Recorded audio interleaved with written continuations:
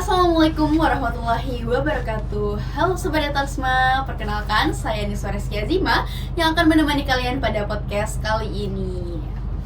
Nah, Sobat Datarsma, hari ini kita kedatangan narasumber yang luar biasa. Di depan saya sudah ada Kak Julia Shanina Lasimpala. Halo semuanya, salam kenal.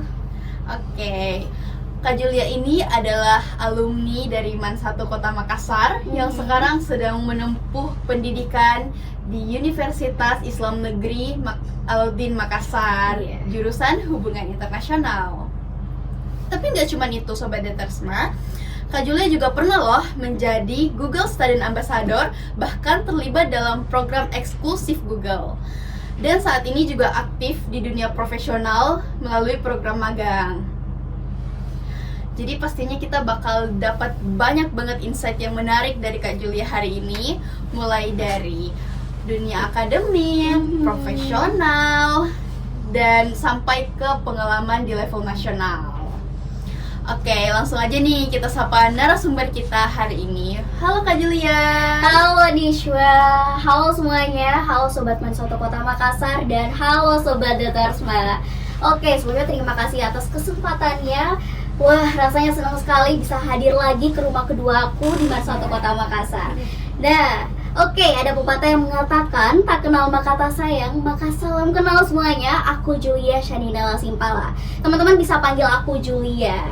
Nah, terkait tadi kamu tanya nih, apa sih kesibukan aku akhir-akhir ini? Jadi, ya sesuai dengan tema kita adalah seni bertahan hidup Gen Z. Jadi aku ya sedang fokus survive dalam dunia akademik, dan selain dunia akademik juga aku sedang mengeksplor banyak hal di luar dari passion aku, seperti volunteer, magang, lomba, dan lain-lain teman-teman gitu. Tadi juga ya selain aku adalah mahasiswa HI, aku juga adalah Google Student Ambassador 2025. Wah, makin yakin nih kita bakal dapat insight yang sangat-sangat bermanfaat pastinya dari Kak Julia. Karena dari perkenalannya aja udah benar-benar sangat keren ya. Oke. Tapi nih Kak, kalau diingat-ingat lagi, gimana sih masa-masa kakak waktu masih bersekolah di MAN 1, apalagi waktu di Datarsma itu sendiri? Oke, wow, nostalgia banget ya masa-masa aku waktu SMA. Berarti berapa ya? 2 tahun yang lalu teman-teman. Ya rasanya hangat teman-teman. Oke, ketika aku flashback di masa SMA, yang paling aku ingat adalah waktu di Datarsma, yang pastinya waktu kita fokus riset mosi, lomba, hektiknya berdebat teman-teman. Tapi walaupun dengan fokusnya banyak lomba, hektiknya banyak mosi yang harus kita kaji dalam semalaman, yang paling aku ingat itu bagaimana hangatnya kekeluargaannya di Datarsma. Apalagi ketika kita ingin sebentar lagi lomba gitu, bareng-bareng sama-sama riset mosi, sama-sama terus belajar dan lain-lain. Walaupun memang waktu itu kita lagi hektik-hektiknya, tapi kita selalu didampingi sama pembina hebat kita. Iya, beliau adalah Pak Nursidin. Ya, beliau adalah salah satu orang yang paling berjasa dalam menempa aku waktu di SMA gitu. Berarti emang Datarsma ini memorable banget ya. Betul sekali, aku bilang Kak, rumah kedua aku teman-teman. Yes. Dan sekarang kan kakak kuliah di jurusan Hubungan Internasional nih. Waktu masuk ke situ, apa sih yang paling bikin culture shock buat Kak Julia? Wow, menarik pertanyaannya. Apa culture shock aku waktu kuliah? Teman-teman harus tahu, aku waktu SMA adalah anak sains, anak MIPA. Nah, aku terjun ke dalam dunia sosial humaniora waktu kuliah. Tentu terdapat banyak perbedaan. Mulai dari yang pertama, kalau di sains kita belajar tentang ilmu pasti, ilmu alam yang kayak kalau 1+1 itu harus 2, terus sudah terstruktur dan pasti absolut gitu. Nah, kalau di sosial humaniora atau di sosum kita belajar sesuatu itu berdasarkan perspektif gitu. Jadi tidak ada yang benar-benar absolut, tidak ada yang benar-benar absolut gitu. Jadi kita benar-benar kayak membaca fenomena itu semua tergantung perspektif dan bersifat relatif. Itu salah satu culture shock aku. Dan selain itu culture shock aku juga ya kita harus benar-benar 24/7 perhatikan banyak sekali media-media internasional hari ini, harus update media informasi-informasi terbaru. Tapi ya itu juga membuat aku jauh lebih tertantang juga karena harus selalu memperhatikan isu-isu hari ini gitu, menganalisis hari ini isunya gitu. Apa ya? Berarti ini tuh sangat struggling ya Kak sebenarnya. Tapi skill di detarsement itu kebantu nggak ketika ingin beradaptasi di sana? Iya, sangat amat terpakai teman-teman. Karena kebetulan aku di sosial humaniora, aku HI, aku anak sosu. Dan di detarsement atau di debat itu kita diajarin untuk berpublic speaking, critical thinking, analitis, dan harus kejar waktu, berpikir kritis dengan secepat-cepatnya. Dan itu sangat terpakai di aku sebagai anak sosum gitu. Kalau baca fenomena, menganalisis sebuah isu dan kasus, di mana critical thinking kita terpakai, terus apalagi ya, public speaking kita terpakai, news writing kita juga terpakai karena waktu ngeriset mosi debat gitu kan. Iya, jadi ya sangat amat terpakai, banyak sekali. Aku belajar banyak hal juga sama teman-teman. Keren banget, keren. Oke, terus kalau boleh jujur nih ya Kak Julia, seberapa besar sih pengaruh skill debat kayak membedah masalah dan menyusun argumen dalam performa akademik Kakak di kampus itu gimana? Oke, seberapa persen ya performa dari skill debat ini terpakai dalam dunia akademik? Kalau aku rating dari 10 rating 1 sampai 10, aku rating 100/10 teman-teman, di atas rata-rata. Karena kenapa? Aku kan anak sosum. Balik lagi, ngeriset mosi, isu-isu internasional terkini, otomatis skill yang aku pakai di debat itu adalah public speaking, critical thinking, terus ada juga news writing, menulis gitu. Jadi sangat amat terpakai deh, banyak sekali. Aku rasa kalau aku nggak masuk di debat, mungkin aku bakal lulu lantang masuk di sosok gitu. Oke, berarti alasan detarsement memorable adalah karena detarsement sangat-sangat membangun potensi-potensi kita di masa depan gitu. Teman-teman harus tahu, aku dulu anak yang introvert parah. Selain introvert, aku juga anak yang pemalu, nggak percaya diri. Kalau aja dulu aku nggak memutuskan masuk di Detarsma, aku nggak mencoba debat, mungkin aku sampai sekarang, aku nggak akan jadi Julia yang sekarang. Aku mungkin masih anak yang tertutup, susah bersosialisasi dan lain-lain. Tapi itu semua dari keputusan aku ingin mencoba. Gitu. Itu salah satu hal yang paling aku syukuri. Aku mau berproses. Gitu. Yes. Oke. Terus kakak kan pernah nih ada di 2 lingkungan yang berbeda. Kamu tahu ya? Tahu. Sering ini ya. Scrolling ya di Instagram aku. Oke, kakak kan pernah terjun di media kreatif gitu. Dan dunia kementerian kan. Kakak magang di sana. Nah, terus menurut kakak apa sih perbedaan tantangan yang paling terasa di 2 dunia itu? Oke, jadi teman-teman harus tahu aku dulu magang di industri kreatif di Media TVRI Sulawesi Selatan, dan aku juga magang di dunia pemerintahan birokrasi di Kementerian Kantor Wilayah Kementerian Imigrasi dan Pemasyarakatan. Itu jauh berbeda teman-teman. Kayak aku rasa dunia itu berbeda banget. Di dunia industri kreatif mereka itu cenderung lebih lebih fun gitu, lebih enjoy. Sedangkan mungkin kalau di birokrasi lebih ketat, lebih terstruktur, terus lebih kaku gitu.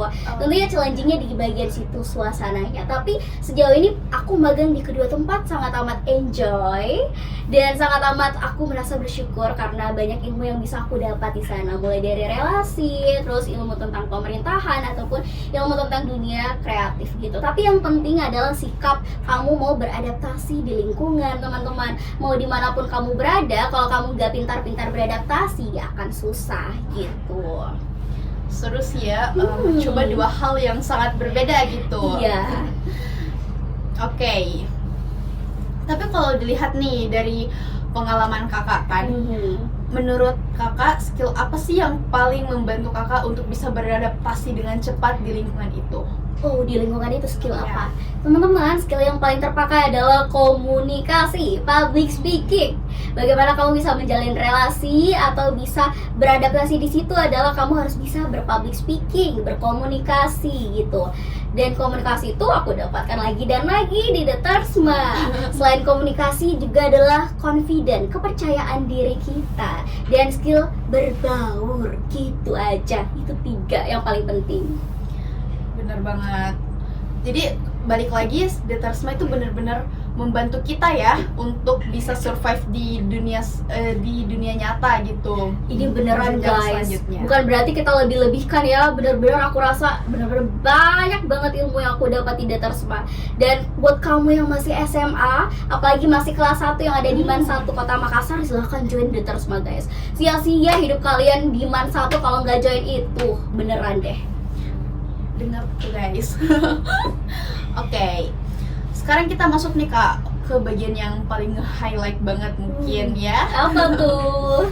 Tapi sebelum itu boleh nggak ceritain perjalanan kakak gimana bisa sampai jadi Google Student Ambassador dan ikut program Google DeepMind? Oke guys. Jujur, semua berawal dari rasa ingin tahu aku. Dari rasa aku ingin mencoba. Gitu. Awalnya, kenapa bisa aku daftar Google Student Ambassador? Karena di situ lewat di beranda aku di Instagram. Set. Google Indonesia lagi buka pendaftaran untuk Google Student Ambassador 2025, which is angkatan pertama di situ. Belum ada angkatan di atasnya. Dan aku awalnya minder, insecure gitu. Waduh, sekelas Google gitu, MNC terkenal. Nah, tapi aku buang insecure aku coba daftar. Aku pengen tahu bagaimana sih dunia Google itu, industri Google itu. Aku coba daftar, aku fokus. Mulai dari tahapan-tahapannya, ada banyak sekali tahapan, tapi aku fokus, aku tawakal dan optimis aja gitu. Dan alhamdulillahnya dari 12.000 pendaftar mahasiswa berprestasi se-Indonesia, aku kepilih jadi 800 orang Google Student Ambassador 2025. Aku nggak nyangka, ini kayak wah gitu. Dan kamu harus tahu, bukan ya aku nggak mau, ya ini hanya pengalaman berharga aku aja ya, makanya aku ceritakan. Aku nggak percaya lagi, dari 800 orang itu aku kepilih jadi 100 orang mahasiswa yang beruntung diundang langsung ke kantor Google Indonesia, dibiayain tiketnya, dapat uang saku dan lain-lain. Terus yang paling keserunya adalah nambah teman-teman dari seluruh Indonesia, mahasiswa yang terpilih gitu. Dan dari 100 orang lagi itu aku kepilih jadi 5 orang untuk ikut Google DeepMind atau Google Keren Education, banget. betul. Dimana aku di situ berdiskusi kepada banyak sekali para petinggi-tinggi dari Google DeepMind. Aku berkomunikasi bareng orang-orang pilihan Google dari banyak negara, ada dari benua Eropa, Amerika, Australia dan lain-lain. Dan di situ kita bahas tentang bagaimana sih penggunaan AI di Indonesia gitu, apa plusnya, apa kekurangannya dan lain-lain. Tapi itu bersifat rahasia, tapi itu sangat amat seru dan insightful banget. Wah, aku sangat amat bersyukur sekali bisa kepilih itu, dan tidak pernah nyangka semuanya itu berawal dari rasa ingin tahu dan mencoba gitu guys. Bener banget, nggak ada salahnya banget nih teman-teman The Tersma buat mencoba. Bisa jadi awal-awalnya iseng, tiba-tiba berbuah hal yang wow banget gitu. Benar. Oke. Terus kan ketika kakak keterima menjadi Google Student Ambassador, kakak bertemu dengan orang-orang hebat di Indonesia, di seluruh Indonesia. Nah, apa yang menurut kakak nih, apa yang membuat orang itu bisa tetap stand out dikelilingi dengan orang-orang hebat luar biasa? Oke, awalnya pas aku dalam satu ruangan, tentunya sebagai manusia aku sedikit insecure. Bilang, wow, ini ada 100 mahasiswa berprestasi dari Sabang sampai Merauke. Tapi lama-kelamaan aku bilang, aku berada di sini aja, itu membuktikan bahwa kita tidak beda jauh, kita sama hebatnya. Benar. Selagi ingin belajar, di situ aku buang insecurity aku coba berbaur dan aku bilang ini pengalaman yang tidak akan aku lewati 2 kali. Dan aku justru termotivasi sama mereka gitu. Aku bilang dalam diri aku, kalau mereka bisa, tentunya aku bisa. Selagi aku mau terus belajar dan berkembang. Bener Gitu. banget. Nah, terus tadi kan kakak sempat mention nih di kantor Google itu kakak juga ngebahas tentang AI dong. Iya.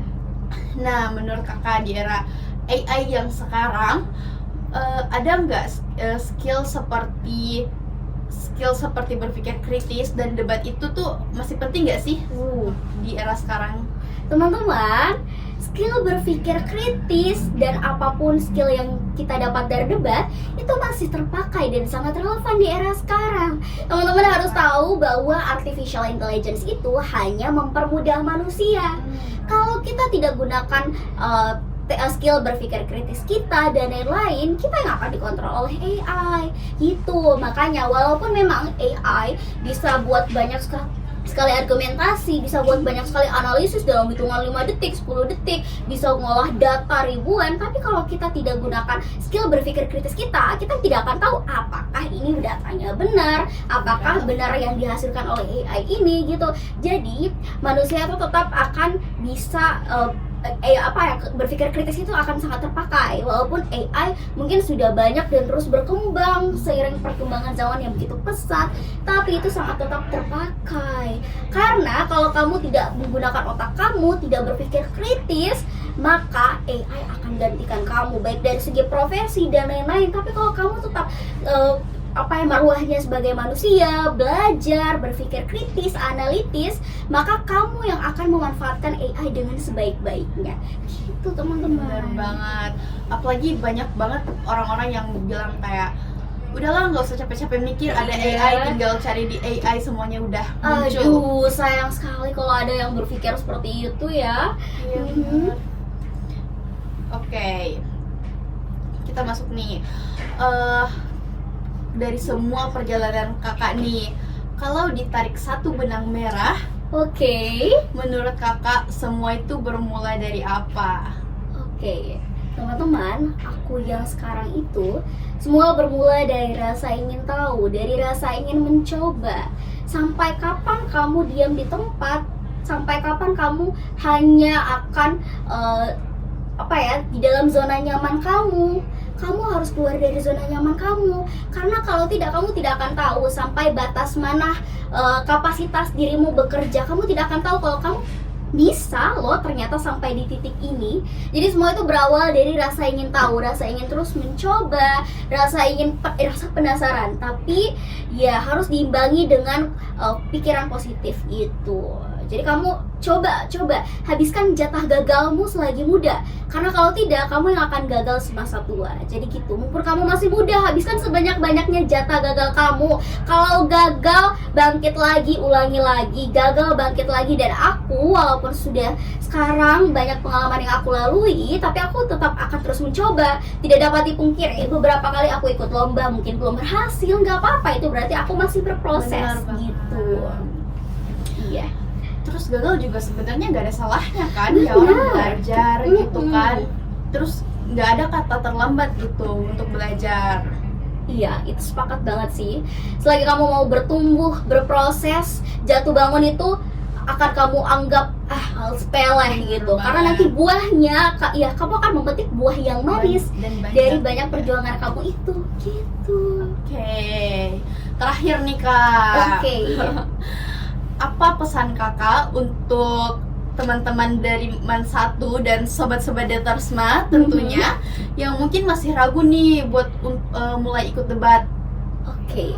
Buat kamu teman-teman mungkin yang relate dengan perasaan ini, kalau kamu masih ragu, kalau kamu masih insecure, tidak percaya diri, kamu harus buang pikiran seperti itu. Tetap tanamkan dalam pikiran kamu pikiran positif kalau kamu bisa. Kalau kamu tidak mau mencoba, kapan lagi? Kalau kamu diam, ingat di luar sana kamu punya banyak saingan. Saingan kamu ada jutaan, ribuan, dan bahkan miliaran orang yang sedang berlari. Kejar mereka, tidak ada kata terlambat gitu gitu. Semuanya berawal dari ketidaktahuan tapi ingin tahu gitu teman-teman. Bener, intinya kalian harus berani mencoba aja sih. Betul. Karena segalanya dimulai dari keberanian kan. Oke, sobat-sobat Datersma, nggak kerasa banget kita udah ada di penghujung podcast kali ini. Terima kasih banyak Kak Julia. Dengan senang hati. Yes, atas insight yang luar biasa. Semoga pengalaman kakak bisa jadi inspirasi buat kita semua. Amin. Iya, sekali lagi teman-teman, pesan aku buat kamu siapapun yang nonton ini, mungkin lagi di rumah atau dimanapun, tetap tanamkan pikiran positif dan kamu harus tetap segalanya mencoba. Selagi itu membawa hal kebaikan, coba aja. Jatuh bangun itu it's okay, itu bagian dari kamu berproses gitu. Oke, dan terima kasih juga kepada sobat-sobat Datersma yang telah membersamai kita pada podcast kali ini. Oke, kita tutup dengan tagline Berpikir kritis, cerdas, dan hebat. Sampai jumpa.